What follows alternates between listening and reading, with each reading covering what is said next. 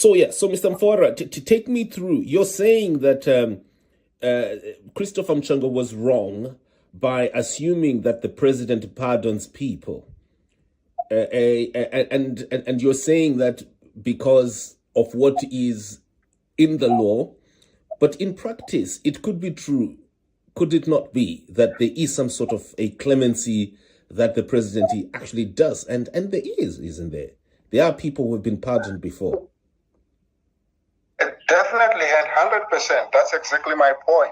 The Clemency Act, the presidential prerogative of mercy, this president has exercised it probably more than what Mugabe did in the whole 37 years. He has pardoned a lot of people since he came in. And that is not illegal, that is legal. But people that are pardoned are serving custodial sentences. Mrs. Mary Mbaewa never served a custodial sentence. She was sentenced to 1 year imprisonment, ruled out by the court because she was too ill to serve it. Community service ruled out because she was too ill to do community service. And all that remained was a 60,000 Zimbabwean dollar fine because the alternative was 6 months in jail, which the court ruled that she could not do it. So the question is, what was there to pardon? For the president then to have told the ambassador that I've been trying to pardon this lady, pardon her from trial, because you can't do that. The presidential prerogative of mercy doesn't interfere with court processes. It is meant to serve people. The idea of the Clemency Act, Simba, is to take care of people that are terminally ill so they can be with their relatives in the final days of their life, to decongest prisons if the government cannot feed prisoners anymore. And you are looking at people that are serving 6 months and below, people with petty crimes, people that ended up, but it does not cover rape, it does not cover murder, it does not cover D-class crimes. It should not cover that. With this president, we know some people who were sentenced for rape have been convinced, but when you look at the act itself, it should not be benefiting rapists and those kind of egregious crimes.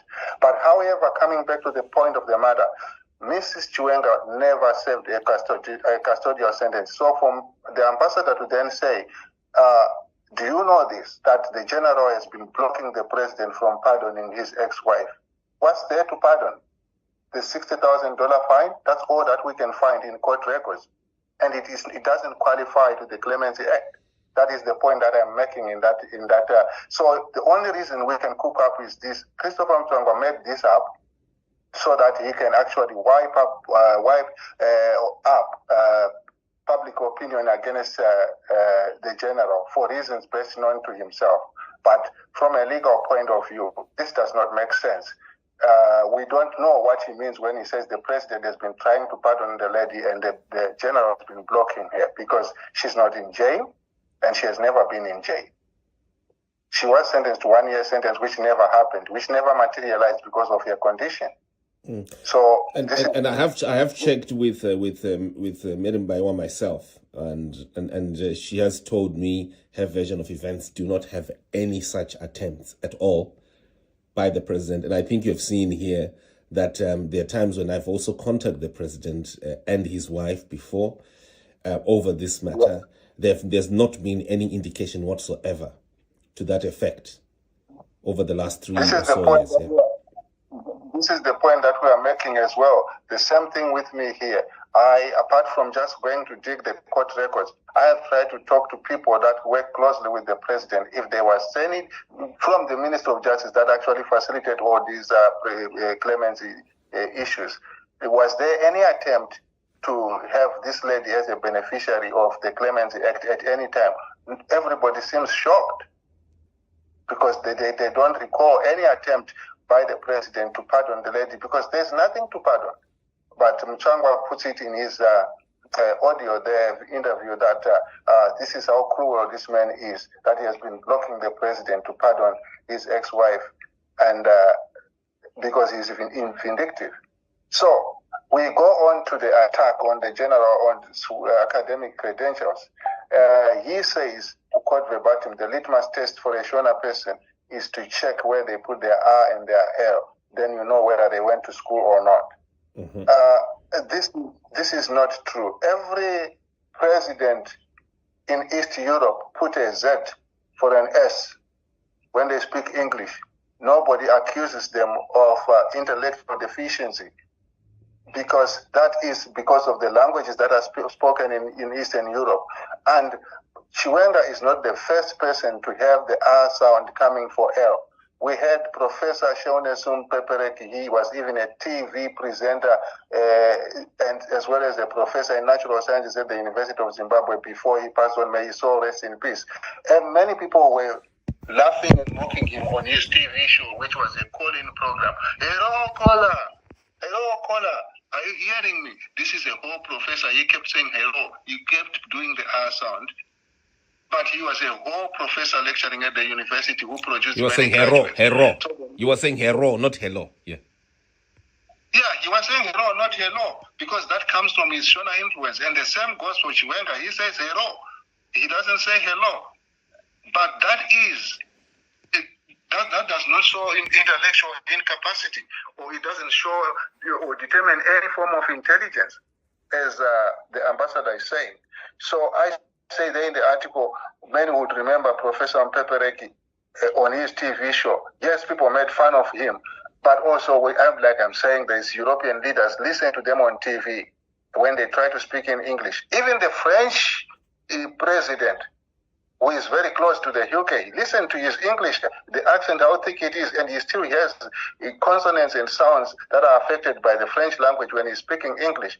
It does not mean that he loses his intellect, he loses his academic credentials. So we then go on to say, okay, people have questioned the KwaZulu-Natal University, a PhD, and the peer reviews have been published. If you question, if I had a PhD and you questioned, if I published the peer reviews of my supervisors and the people that sat with me and gave that degree, you can't have any further evidence than that. He has a published thesis, and the peer reviews were publicized. Whether people believe he did it or someone did it, that is besides the point, because that is the test. So he has that PhD, which is quite different from other PhDs that we have seen in Zimbabwe, where you don't know if you cite who supervised you, there's no supervisor. It's not one of those degrees. He actually went through the 4-year program, and the people that supervised him and the peer reviewers attest that he did that program. So that's number one. Number two, we are told in that interview that the general was not sent to the DRC because he was illiterate, according to what the ambassador is saying. That's just mischievous. Number one, there were more than 10 generals. The war broke out in 1997. So to isolate one who did not end up there, and only one who ended up leading, that's Amos Chimombe, who ended up leading. The real fact is that assignment was for a 2-star general. And the 2-star, and by 1997, Chiwenga was already a 3-star general. So from the army protocols, he was not supposed to lead that. Having said that, Chiwenga was in DRC quite a number of times when people were struggling with food and so on. If you ask people who operated in the DRC, they will tell you how many times he visited that, not as the commander but as one of the senior military officers. Just like General Nabashe was in the DRC as a senior. So to then say he wasn't sent there because he was illiterate, as if there was only Amos Chimombe and Chiwenga in the army, and the president said, this one is illiterate, let this one go. This is the version that the ambassador is trying to push. But we are talking of an army that had more than 10 army generals. And why would one be accused of not having been sent to that mission just because they were illiterate? When the other 9 did not go, were they illiterate too? So this is really calculated mischief, in my opinion. Then you go on to... I think we're left with 30 seconds. We'll go on to? Yeah, we go on to the claims, which is similar. Mugabe was nowhere near a training camp when he came to Mozambique because he was a coward. How do you expect a 53-year-old to fight in a war? He was 53 in 1977. This standard military training. And then number two, he says Solomon Mujuru was semi-illiterate. And I addressed this in an article published by the Sunday Mail on the 10th of May in 2020, when he was attacking Solomon Mujuru, the same way he's General Chiwenga, saying he was illiterate, Mugabe had dubious prison degrees. There's a whole article I did in the Sunday Mail in 2020 to say, on what grounds are you saying Mugabe's degrees were dubious? Now, he claims that for the larger part of the war, Chiwenga was a useless busybody in Tanzania, only joining late 1977 and then becoming a commander of intellectuals. And he cites a number of schools, high schools, to say these kids were school dropouts from Mukaro, from St. Ignatius and everywhere. How do you call a high school dropout an intellectual? And he includes himself. He was a dropout from university first year. He also said, us who were intellectuals, he could not command us. How was he an intellectual when he was a first year dropout student in Mozambique? Everyone was a freedom fighter. Everybody crossed there, left what they were doing, some work, some school, to fight for the freedom. No one was. Intellectuals were people that were like Chitepo, like Robert Mugabe. So they were intellectuals in the party who had already graduated with degrees. He was not one of them. The kids from high school were not. But that is what he's trying to say to prove the point that Chiwenga is illiterate.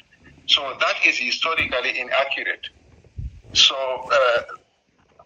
if he is insisting on questioning other people's war records, you then wonder, can someone ask him what was his war name himself? Which front was he deployed to? Who was his commander? And who were his fellow comrades? Where was he during the Leicester Conference? And what role did he play during that time? Lastly, what degree did he obtain after the war, and from which institutions? And lastly, you can distort training efforts. The people who trained in Zambia, in Tanzania, in Mozambique, in Bulgaria, in Libya, Romania, Yugoslavia, they were all strategically sent to these places for the purpose of winning the war. To now say only people who were trained in Mozambique are superior and everybody else who trained in all these countries was somehow inferior in the war and then they do not deserve to be where they are. It's just mischievous. Lastly, this is what we're saying. Has there been contact between you and the ambassador, the spokesman, after or before, after the article? I did see. He did send me a message. I still have to get details of what I saw. A few missed calls as well. So there has been contact, and we will be talking. He is a good friend of mine, and we will be talking. Just like when I wrote in the Sunday Mail in 2020, he called me and we talked about it. But it will be a very frank discussion. So now to claim that the military is not neutral, is neutral in this case, and the whole lie about him saying the script about what happened in 2017 is mine and people are trying to copy it. He was a foot soldier, recommendable work that he did, but that is what it was. He was playing a decisive role in 2017. I was not playing a decisive role. We were foot soldiers. So to say the military was neutral until Bonyongwe tried to fire generals, which is also a lie, it is just a revisionist kind of approach. Bonyongwe never had signed any papers to arrest generals. The whole problem started first on September 11 with the water cannoning of war veterans. That's when the army took a position to say when the war veterans were supposed to meet on the 17th, which later did not happen in Gwanzura, they were not going to allow the police to attack them. They were going to defend them. And then November 6th, Mnangagwa got fired from the party and from the vice president, and the army was not neutral. The same thing that we see right now. The army is not happy with what is happening in the country and is not neutral. And he came there to prove the point that the army is neutral, there's no threat, everybody should stay pacified. That was his position. But he went overboard, lying and trying to slander people and all these kind of things. But yeah, like you rightly asked, they have been in contact. Yes, there is contact, and we will be talking to this man to try and correct the events. Wow, so far, thank you very much for giving us your views on this.